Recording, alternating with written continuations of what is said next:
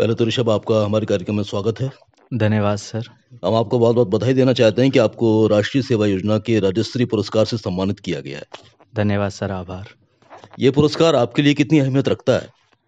Sir, विगत वर्षों में जो 2020 में हमारा लॉकडाउन हुआ था, उसके काम को सराहना के लिए ये पुरस्कार दिया गया है और ये काफ़ी इनक्रेडिबल मोमेंट रहा है मेरे लिए, जो आने वाले भविष्य में मेरी ऊर्जा का विकास करेगा।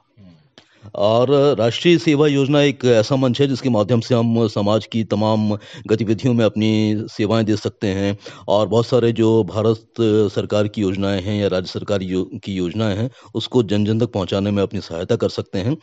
तो ये क्षेत्र चुनना भी अपने आप में बहुत ही महत्वपूर्ण है क्योंकि हर कोई सेवा भाव से जुड़ नहीं पाता है और वो अपने कामों में ज़्यादा व्यस्त होता है। तो ये फील्ड चुनने के लिए आपने किस प्रकार से मन बनाया अपना? सर, असल में क्या है, जब हमारा ग्रेजुएशन पीरियड चल रहा था तब हम समाज सेवा यानी राष्ट्रीय सेवा योजना से हम जुड़े। एक पुरुष इकाई में हमारा पंजीकरण हुआ। उसके बाद इस चीज़ को श्रृंखलावश देखा जाए तो आगे विगत वर्षों में उस समाज से हम इतने प्रभावित हो गए कि समाज में होने वाली जो गतिविधियाँ, असामाजिक तत्व हैं, उन सभी पे हम ध्यान दे रहे थे।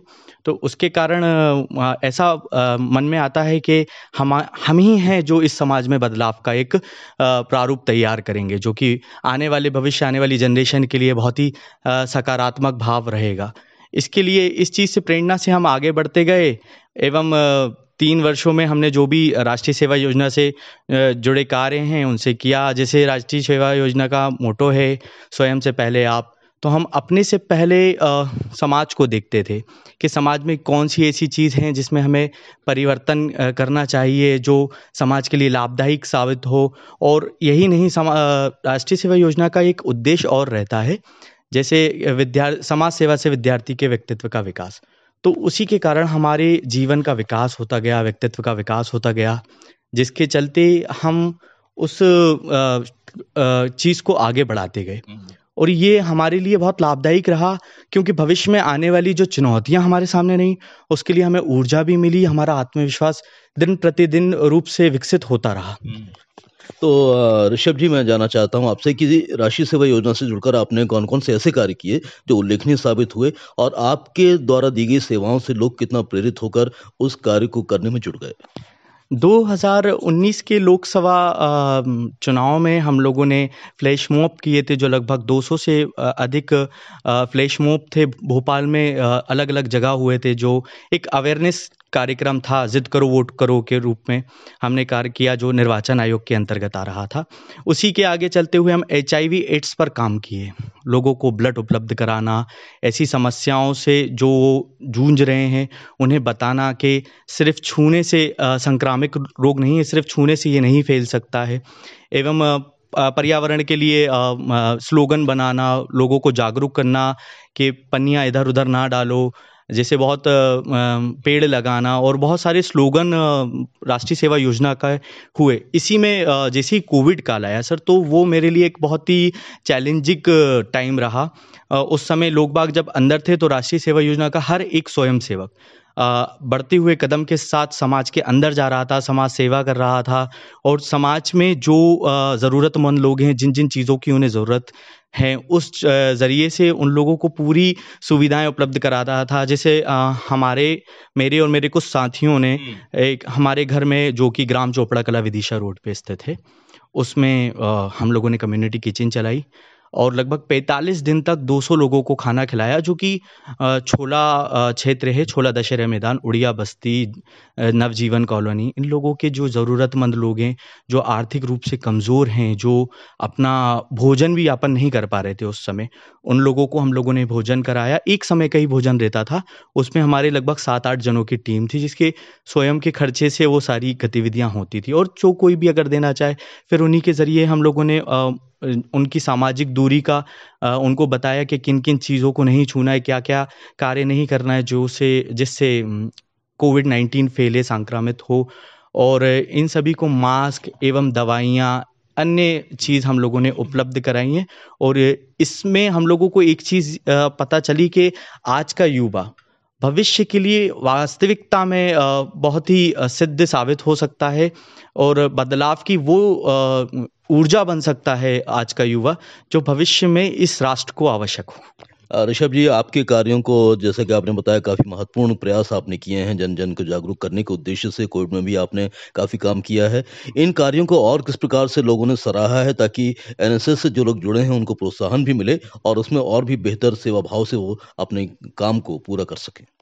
जी सर, यूनिसेफ ने इस कार्य को सहारा था हम लोगों के लिए। उन्होंने हमें प्रमाण पत्र दिए एवं उन्होंने हमारा अभिवादन किया, क्योंकि उस समय जिस समय एक हमारे देश के लिए, हमारे राष्ट्र के लिए संकट का समय था, उस समय हम जैसे युवा बाहर निकले और समाज को जो आवश्यकताएं थी उस समय पूर्ति की।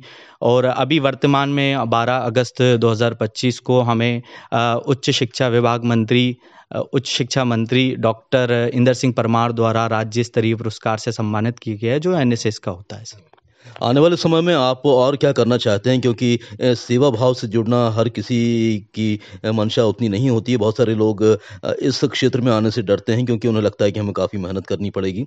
आपने जब इस दायित्व को सँभाला है, तो अब और क्या-क्या करना चाहते हैं आप आने वाले समय में?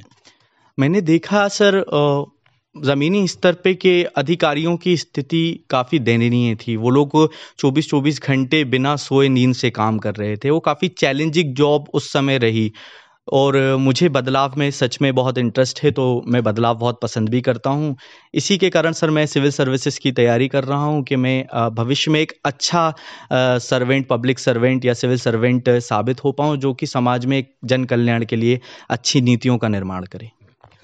एनएसएस के बारे में और क्या कहना चाहते हैं? क्योंकि इसका जो मोटो है कि स्वयं से पहले आप, ये ज़्यादा से ज़्यादा विस्तार पाए, ज़्यादा से ज़्यादा लोग इसको जॉइन करें और वो राष्ट्र की सेवा कर सकें। इसके लिए और क्या-क्या किया जाना चाहिए? किस तरह से जागरूकता कार्यक्रम की अभी और भी आवश्यकता है?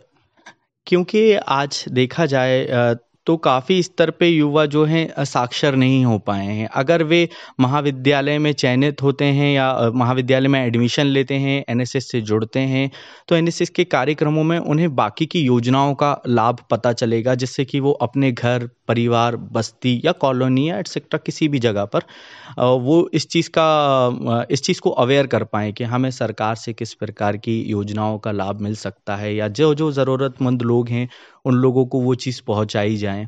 जिसके कारण वो एक बहुत अच्छी व्यक्ति साबित हो सकते हैं अपने वर्तमान स्थिति में। उनके व्यक्तित्व का विकास वैसे ही होगा। इवन अगर वो इन योजनाओं को जानेंगे तो वो सरकार के कार्य को जानेंगे, वो प्रशासन के कार्य को जानेंगे।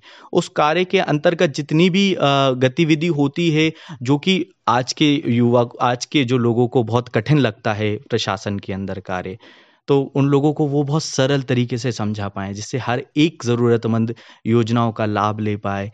इस कारण मैं कह सकता हूँ सर कि राष्ट्रीय सेवा योजना बहुत ही एक महत्वपूर्ण रोल अदा करती है एक विद्यार्थी के जीवन में, क्योंकि वो अवेयर हो जाता है, वो किसी व्यक्ति को अपने बारे में बताता है, सेवा के बारे में बताता है, योजनाओं के बारे में, शासन प्रशासन किस प्रकार काम कर रहे हैं। और जैसे हम लोगों के शासन आज भी बोलता है कि हम पूरे भारत में, पूरे राष्ट्र में हम सुशासन लाना चाहते हैं, तो ये एक बहुत ही महत्वपूर्ण कड़ी साबित हो सकती है सर।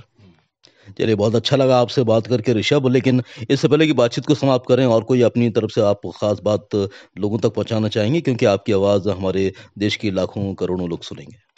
बिल्कुल सर, मैं तो चाहता हूँ कि आज का युवा जो कि ऐसा कहा जाता है कि आज का युवा सोया है, वो फिर जागे, फिर उठे, फिर कार्य करे और वो इस कदर अपने कार्य में मगन हो जाए कि हमारे राष्ट्र को एक अच्छे स्थान तक पहुंचाने के लिए बहुत ही शुभ साबित हो। और भविष्य में हमें भी काफ़ी युवाओं की आवश्यकता है और भारत एक युवा प्रधान देश है। तो इसलिए मैं सभी युवाओं से इस चीज़ का आह्वान करना चाहूँगा कि वे आएँ और अपने पूरे कर्म भाव से, अपने पूरे दृढ़ निश्चय से राष्ट्र को एक अच्छी ऊँचाई तक पहुँचाने का कार्य निभाएँ। इतनी चर्चा करने के लिए और इतना समय देने के लिए हम आपको बहुत-बहुत धन्यवाद देते हैं। एक बार फिर से आपको एनएसएस राज्य स्तरीय अवार्ड मिलने पर बहुत-बहुत बधाई, बहुत-बहुत धन्यवाद। धन्यवाद सर, आभार।